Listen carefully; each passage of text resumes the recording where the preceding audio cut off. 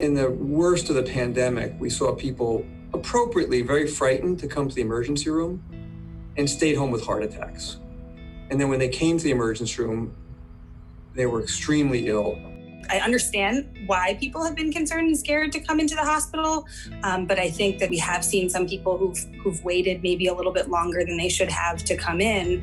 And I think that on some level we could have prevented some things. We know that heart disease doesn't wait until it's convenient, and heart disease doesn't wait until the end of a pandemic. We live in a different world now. I think it is a very bad idea to defer cardiac care because cardiac disease will kill you. It's serious. It is as serious as COVID. It is as life-threatening, if not more. We've had so many examples of patients that just waited too long during the pandemic to come in for urgent cardiac situations, and then they come in very, very sick, and it's a challenge to rescue them. People want to know, should I come in next week for my test, or should I delay it, for 3 months from now? And my answer is, we don't know what the world is going to look like 3 months from now. And so if you need that test, I think it's important to do it now. So when people have chest pain or shortness of breath or have any symptoms, the safest thing for them to do is to seek care. They notice that their feet are getting cooler or they're having increased discomfort. We would really encourage them to call our offices so that we can get them worked up quickly. There may be more risk now to not doing something than staying away because of the fear of COVID. And that's important because it's really, really true.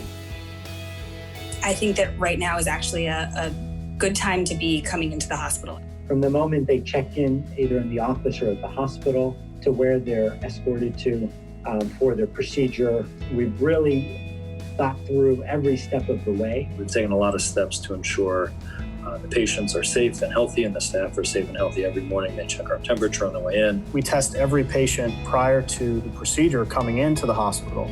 We are using all the protective equipment that we can. Appointment times are staggered. So even our intensive care units are completely separated into COVID and into non-COVID units. And there are set-aside operating rooms for the COVID patients.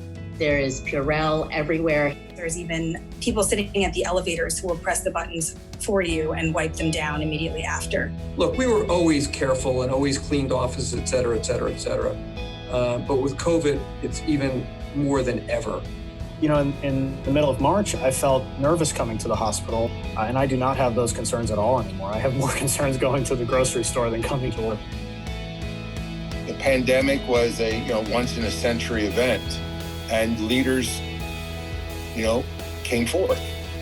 We've seen people volunteer to work in the COVID ICUs who were in critical care positions, cardiologists and others. Remember, we learned as we went along because nobody really knew, but people did not shirk away. People realized that this is what they trained for and this is what they're here for, and they stepped up quickly. It was inspiring.